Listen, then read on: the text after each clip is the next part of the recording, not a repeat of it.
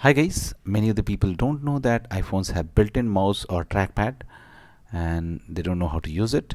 So it's very easy. If you want to use this keyboard as a trackpad or mouse pad, what you can do, just long press the space and now it will become active, and now you can just drag it wherever you want.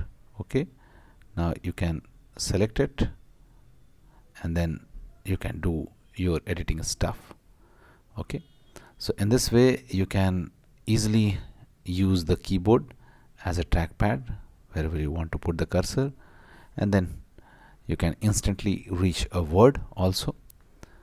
So it becomes very handy using this tip to edit some documents, large documents where you want to quickly jump from one word to another.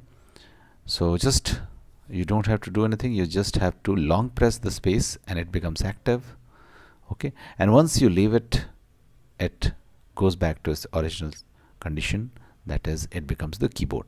Thanks for watching. Please do like.